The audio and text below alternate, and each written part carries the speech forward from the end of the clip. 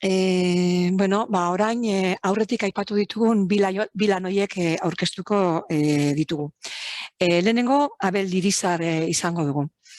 Emuneko aholkularia da Abel eta proiektu arduraduna. 18 urtez Emunen aholkulari lanetan, batik bat hizkuntza normalizazioaren arloan. Enpresa zientzietan diplomatua da bera.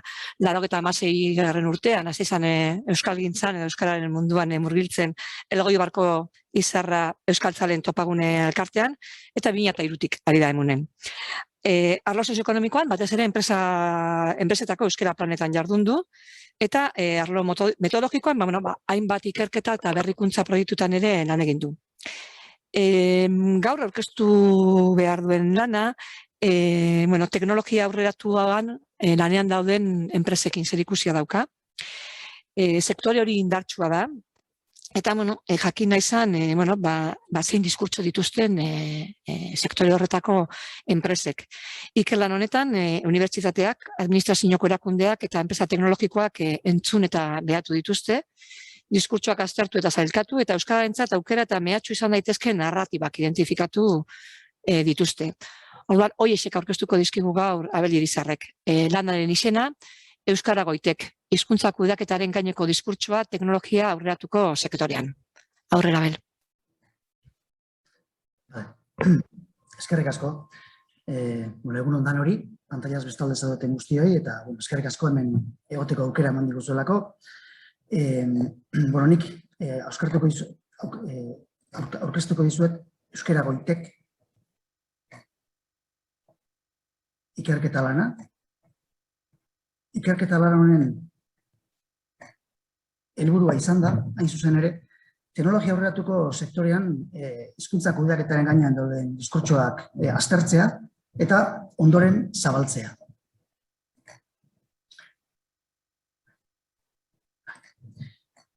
Lehenengo eta binko kape txiki bat egingo dizuet, gero egoeraren analizia aurkeztu, 3 ondorio aipatuko ditut amaieran, eta gero diskurtsoetarako edo diskurtsoen zabalkunderako sortu dugun materiala aurkeztuko dizuet. Kokapenerako 4 ideia. Gure abia puntuko hipotesia da, enpresa teknologikoak aitzindariak direla, badukatela prestigio bat, eta gainera, trakzio funtzio bat betetzen dutela gainerako enpresengan. Beraz, uste dugu, enpresa horiengan eragitea lortu ezkero eta hor euskara arloan aurrera egitea lortuko bagen teknologiaren sektorean, lortuko genukela baita ere gainerako enpresak euskarara erakartzea. Enpresak eurak aztertzeaz gain, ikerketa eremu horretara, enpresen eremura mugatzea baino, askoz ere egokiago iruditu zaigu goi teknologiaren sektore osoa aztertzea. Azken finean, sistema oso bat eratzen dutelako eta eragileak oso elkarreraginean daudelako. Administrazio publikoak sektorean neurri batean arautzen du, unibertsitateak profesionalak prestatzen ditu, eta zentro teknologikoetara joaten dira ikertzera, eta ondoren transferentzia bat egoten da. Normalki, enpresa teknologikoetara eta han lan egiten dute. Beraz, sektore osoa, sistema osoa aztertzea erabaki dugu eta alaxe egin dugu. Eta gure ikerketa diskurtsoen begiradatik, diskurtsoen betaurrekoak jantzita egin dugu. Beraz, hasteko proposatzen dizuet laburpen bideo bat ikustea, 3 minutuko laburpen bideo bat da, ondoren sakonduko dut edukietan. Euskararen inguruko diskurtsoen azterketa teknologia aurreratuaren sektorean garatu da eta erakunde hauek elkartu ditu. Zentro teknologikoak eta enpresak, unibertsitateak eta hezkuntzako eragileak eta administrazioko eragileak. Sektore estrategiko honek betetzen duen trakzio funtzioa baliatuz, egitasmoak euskarak lan munduan duen prestigioa hobetzea du helburu. Sektore honetan euskara kudeatzeko erabiltzen diren diskurtsoak ikertu dira eta aldi berean diskurtso berriak proposatzeko ideiak sortu. 2 fase izan ditu egitasmoak, entzute fasea eta kosorkuntza fasea, ikerketa etnografikorako Agirre Lehendakaria Zenterren ekarpen metodologikoa izan dugu.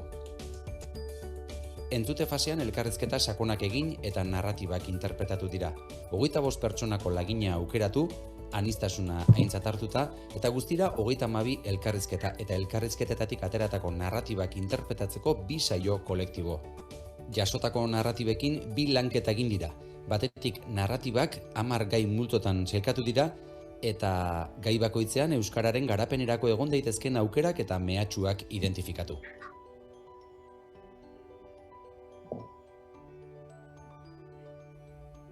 Horrez gain narratibak profilka sailkatu dira. Entzute prozesuan jasotako narratiba ezberdinekin 7 diskurtso profil ezberdin sortuta, pertsonen ezaugarrien eta diskurtso moten arabera. Kosorkuntza fasean berriz, etorkizuneko diskurtso berriak sortzeko ideiak landu dira taldelanean. Hauek dira ondorio nagusiak. Enpresa teknologikoetan talentua erakartzeko balio dezake euskarak. Nortasun elementu bereizgarria da eta tokian errotzeko balio du. Konfiantza eta gertutasuna lortzeko balio du euskarak, bezeroekin, hornitzaileekin eta langileen artean. Gizarte erantzukizunez jokatu nahi duten enpresentzat ezinbesteko elementua da euskara. Etorkizuneko enpresa eredu berriak marko aproposa eskaintzen du euskara garatzeko.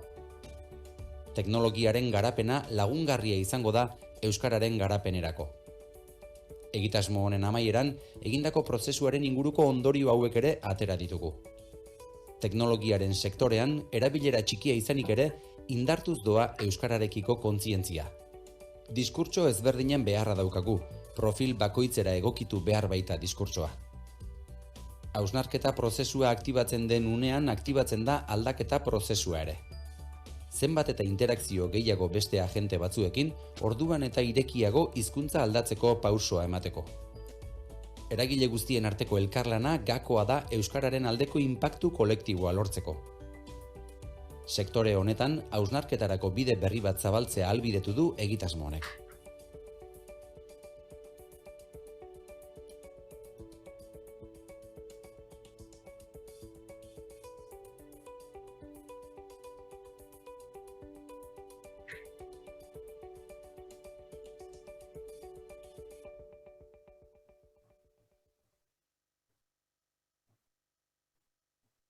Bueno, behin kokapen hau eginda, egoera ulertzen lagunduko duten ideia batzuk, zertzela batzuk emango dizkizu.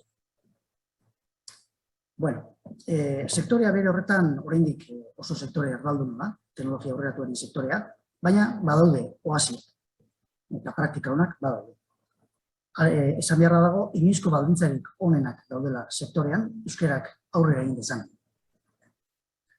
Talentua kezka iturri da sektore honetan, talentu premiak asetzeko zailtasunak dituzte enpresek, gero eta profil espezifikoagoa eskatzen zaizkielako, eta askotan nazioartera jo behar esaten dute, beraz, talentua kezka da, eta diskurtso nagusia da, euskara ezin dela izan faktore mugatzailea arlo honetan. Harremanak oro har, gaztelaniaz dira oraindik sektorean, nagusiki, eta aipatzen dena da, euskara ez jakitea oztopo sozial izan daitekela, hori hala dela onartzen da, baina ez ordea oztopo tekniko. Hau da, lan teknikorako ez da behar euskara, ingelesa dago, baina bai aitortzen zaio euskarari laneko sozializaziorako badaukala balio bat. Sektore honetan, bikaintasun teknikoa da lehentasuna daukana, hori da beraiek aipatzen dutena, eta hizkuntzaren kontuak bigarren mailan geratzen direla aipatzea. Aipatzen denez, ingelesak dauka sektore honetan benetako balio erantzia, eta ezinbestekotzat jotzen da sektorean lan egiteko ingelesa. Adibidez, Q1 mailako argitalpen zientifikoetan ere, ingelesez egiten dira, eta hori hala onartzen da, eta normalki euskara autu pertsonal modura behatzen da, edo autu pertsonala da ia beti. Borondatezko kontu bezala hartzen da. Etorkizuneko teknologia eleaniztuna dela aipatzen da, eta euskarak hor egon behar duela, eta neurri baten hor egongo dela ere sinesten da. Edo sinesten dute eragile. euskararen kalitatearen inguruan, kezka batipat enpresetako kide euskaltzaleena da, edota unibertsitateko irakasleena batipat. Euskararen kalitatearen inguruko kezka, unibertsitateko irakasleena eta euskaltzaleena da batipat, eta aipatzen dena da, oro har, euskararen kalitatea erabilerak ekarriko duela. Bideoan aipatu dugu, jasotako narratiba guztiak 10 gaitan sailkatu ditugula, eta horrez gain, gaiek beraien artean, elkarren artean dauzkaten elkarreraginak ere aztertu ditugu. Eta uste dugu azterketa honek nolabait etorkizunerako gako batzuk ikusteko aukera eman digula. Badauzkagu gaien artean, 4 gai estrategiko etorkizunera begira kontuan hartu behar ditugunak. Eta uste dugu aurrera begira, etorkizunera begira, egingo ditugun, landuko ditugun diskurtsoek eta garatuko ditugun ekinbideek, nolabait 4 korapilo hauek askatzen lagundu beharko luketela. Eta banan-banan azalduko izkizuet. Alde batetik, enpresen politika eta interesa. Gai honen inguruan, narratiba nagusia da, enpresek ez daukatela aparteko interesik euskara enpresan sustatzeko. Beraz, aurrera begirako diskurtsoak eta ekinbideek, norabide horretan jarri beharko ditugu, eta enpresek politikak egin ditzaten eta neurriak har ditzaten egin beharko da alegina. Horretarako enpresek beharra sentiarazi beharko diegu, edo beharra sentitu beharko dute. Beharra sortzearen inguruan, 2 narratiba kontrajarri jaso ditugu. Alde batetik, kanpotik enpresak behartzea ez dela eraginkorra, aipatzen da, eta beste batzuek aldez aipatzen dute beharra sortu beharra dagoela, eta gainera hor administrazioak paper edo rol importantea daukala. Beraz, beharra sortzearen inguruan ere, badaukagu korapilotxo bat, eta hor asmatu beharko da nola egin hori. Pertsonen arteko harremanak sektorea, teknologiaren sektorea euskaldunduko bada, pertsonen arteko harremanak euskaldundu behar direla esan digute. Nolabait aipatzen dena da, tresna teknologikoetan, hizkuntzak gero eta pisu txikiagoa edukiko duela, nolabait hor ikurrak eta simboloak erabiliko direla gehiago, eta sektorearen euskalduntzea, pertsonen arteko harremanak euskalduntzetik etorriko dela. Beraz, hori beste klare.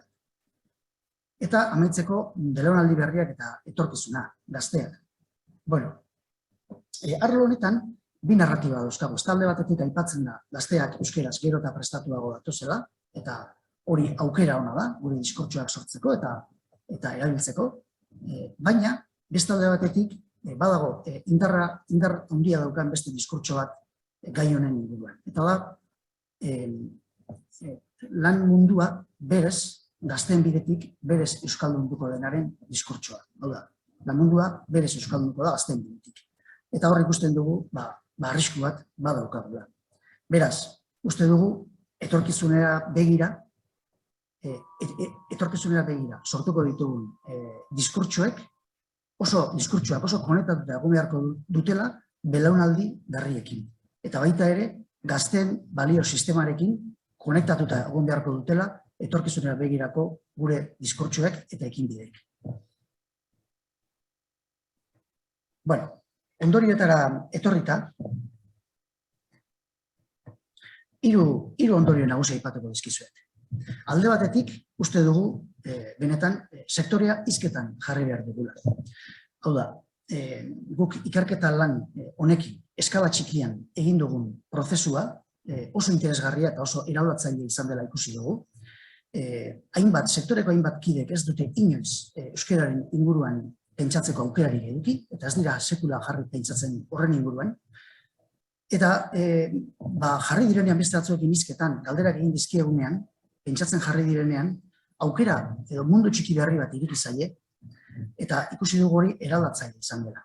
Beraz, uste dugu, eskala txikian egin dugun prozesu hau bera, poliki-poliki eskala handiagoan egin beharko genukela, eta sektore osoa elkarrekin hizketan jarri.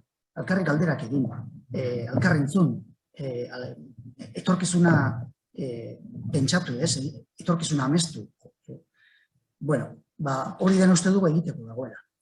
Ikusi dugu sektoreak edo sektoreko eragileak elkarrekin asko hitz egiten dutela, baina ez dute hitz egiten euskararen inguruan. Oso gutxi hitz egiten dute euskararen inguruan. Beraz, uste dugu gaia atera beharra dagoela eta foro espezifikoetan, teknologia aurreratuko foroetan, sartu beharra daukagula euskararen inguruko diskurtsoak, ideiak eta abar. Eta ez hori bakarrik, era berean, diskurtsoak euskeraz egin ere bai. Izan ere, ikerketa honetan, oso ondo frogatu ahal izan dugu, erabiltzen den lekuan hartzen duela balioa euskarak. Hau da, egiten denean dauka balioa euskarak. Beraz, euskara erabiltzen ere hasi behar dugu. Bueno, sektore elkarrekin hizketan jartzea zen lehenengo helburua eta bigarrena elkarlanarena. Uste dugu benetan sektoreko eragile guztiak norabide berean jarri behar direla, helburuak agendan sartu eta sistema modura indarra egin elkarri. Beraz, elkarlana da gure ustez beste gako bat. Zergatik diogu hau, botere harremanak aztertu ditugunean argi ikusi dugulako, eragile bakoitzak beste eragileengan jartzen duela utxunea. Eta elkarri gauzak eskatzen dizkiotela. Adibidez, administrazioak aipatzen du, enpresek modu argiagoan esplizitatu beharko luketela euskara bultzatzeko duten interesa administrazioaren aurrean. Enpresek aldiz diote administrazioak modu argiagoan eta presio handiago egin beharko lukela eta modu argiagoan sustapen lana egin, enpresek nolabait neurriak har ditzaten eta dagoen potentzialidadea aprobetxatzea aldera. Eta horrez gainera, euskeraz lan egiten duten enpresak saritu beharko dituzkela administrazioak. Era berean, enpresak diote, unibertsitateatik prestatuta datozen, lanera datozen ikasleak, euskeraz hobeto prestatuta etorri beharko liakeela, askok arazoak dituztelako gero euskeraz lan egiteko. Aldiz, unibertsitateak dio, berak euskeraz prestatuta unibertsitatetik ateratzen dituen ikasleek, gero enpresetan ez daukatela aukerarik euskeraz lan egiteko, eta hor, hobekuntza bat eskatzen du enpresen partetik. Eta era berean, unibertsitateak eskatzen du, administrazioari eskatzen dio, baliabide gehiago eta inbertsio handiago egin dezala unibertsitatearen euskalduntzean, unibertsitatean euskeraz ikertzea eta euskeraz egitea, norbanako kontuan gera ez dadin. Beraz, uste dugu, elkarlana funtsezkoa dela eta modu sistematikoan antolatu behar direla ekinbideak eta diskurtsoak hauei begira. Beraz, sektorea hizketan jarri behar dugu elkarrekin, elkarlana bultzatu behar dugu, eta hirugarren ondorioa da, enpresek badutela erakargarriak izateko helburu bat. Eta etorkizunera begira hori uste dugu indartu egingo dela. Beraz hori aprobetxatu beharra daukagu. Uste dugu hor aukera hon bat irekitzen zaigula, euskera ere hor sartzeko. Beraz, zeintzu dira etorkizuneko erronkak? Erakundei begira, uste dugu sinetxarazi behar digula, da konbentzitu behar ditugula, gizartearekiko erantzukizunez eta arduraz jokatzea beraiei ere badagokiela. Eta horretarako ikusten ditugu badauzkagula bi helduleku. Alde batetik, enpresa eredu berria aldarrikatzen ari dira edo proposatzen ari dira enpresa elkarteak, enpresa etorkizunera begira, enpresa etikoagoak, irekiagoak, gardenagoak, interestaldeak kontuan hartzen dituztenak. Orduan, hori baldin bada etorkizunera begira proposatzen den enpresa eredua, uste dugu gizarte erantzukizunaren diskurtsoak hor badaukala lekua.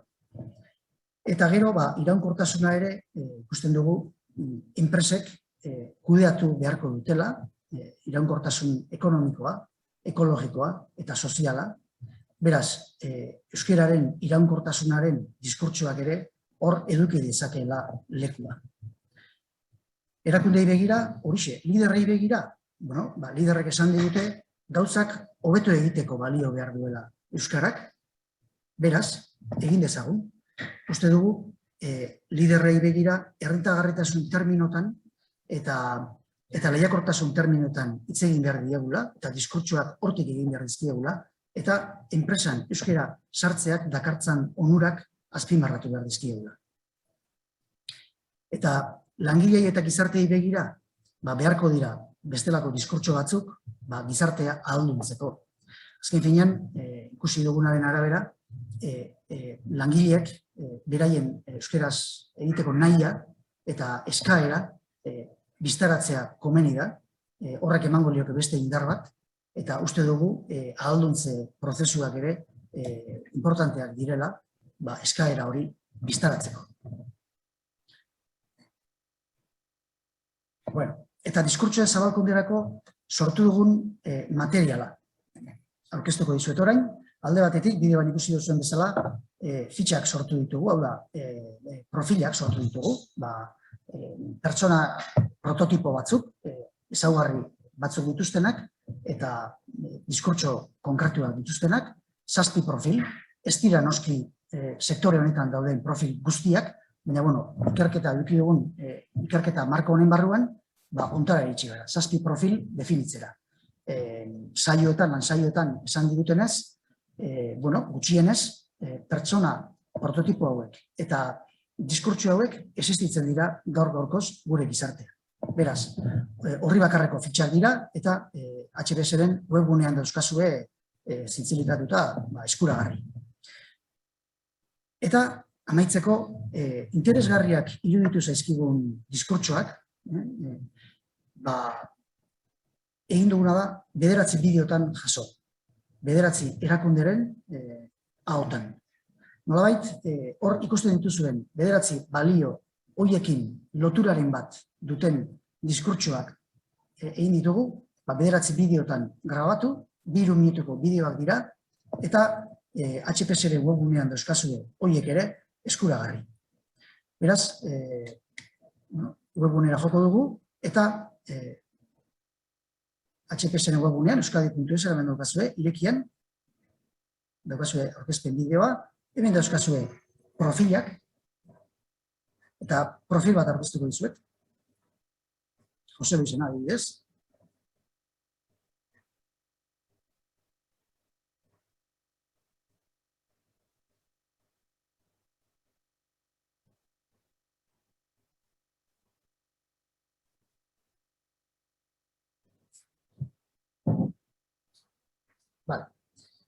Jose Luis, enpresa buru erdalduna da, eta euskara sustatzailea da, 52 urte ditu, Gasteizen jaioa, eta lana Zamudion egiten du, badauka ibilbide profesional bat, eta baditu motivazio batzuk eta kezka batzuk bere sektorearen inguruan.